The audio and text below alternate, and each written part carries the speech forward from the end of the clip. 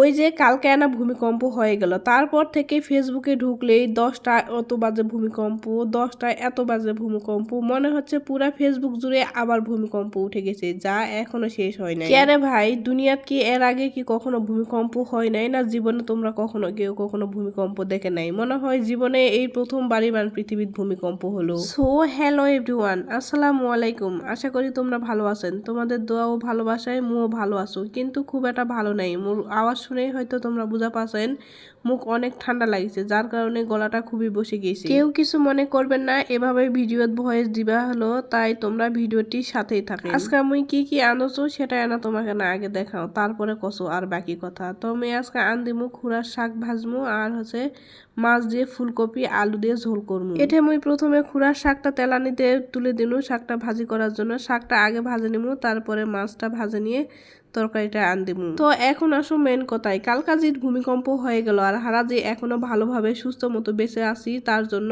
আল্লাহর কাছে লাখো শুকরিয়া। ভাই রে ভাই, হারা মানুষ নাকি অন্য কিছু? কালকে এক ভিডিও দেখছো যে এক বেটি ছোট একটা বাচ্চাক নিয়ে যাচ্ছে আর ভিডিও করছে সেই ভূমিকম্পর সময়। ভাই তোর কি দরকার ছিল ওই টাইমে ক্যামেরা অন করে ভিডিও করার? সবাই জীবন বাঁচাতে দৌড়াচ্ছে, বাসার থেকে নামে নিচে রাস্তাত নামছে, আর ওই বেটি কি করছে, নিচে নামছে তো নামছে, তার উপর আবার মোবাইলের ক্যামেরা অন করে ভিডিও করছে। হারা এমন এক জামানায় আসি গেছি যে দুনিয়া উল্টে গেলেও কি করা লাগবে, ভিডিও করাই লাগবে আর ফেসবুকে পোস্ট করা লাগবে। আর মুই পোস্ট করা তো দূরত থাক, এদিকে যে ভূমিকম্প হয়ে যাচ্ছে সেটাও মুই আবার বুঝা পাচ্ছ না। মুই তো শুতে আসু, তারপরে খাট নড়ছে, মনে করুন যে খাটের নিচে আবার ভূত টুট ঢুকলো নাকি, খাট ইনকেরে নড়ছে কেন না। তারপরে কিছুক্ষণ পরে মনে হলো না তো এটা মনে হয় ভূমিকম্প হচ্ছে। তার কিছুক্ষণ পর ফেসবুকে ঢুকে দেখছো আসলেই তো এটা ভূমিকম্প। মনে হয় ফেসবুকের যে কি শুরু হয়ে গেছে, তারা মনে হয় আকাশ থেকে সোনা পড়ছে এই নিয়ে এত গবেষণা করছে। আরে ভাই, ওটা ভূমিকম্প হলো, আকাশ থেকে কোনো সোনা পড়ে নাই, তাই এত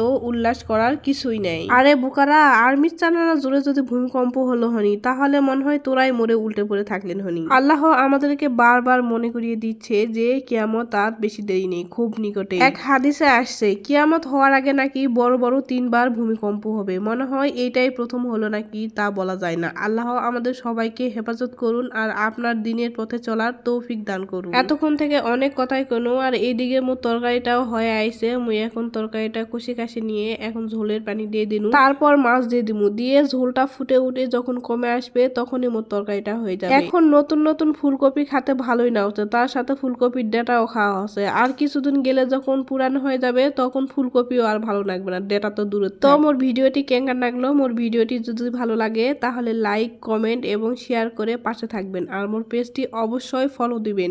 দেখা হবে অন্য কোনো ভিডিওতে। সবাই ভালো থাকবেন, সুস্থ থাকবেন, আল্লাহ হাফেজ।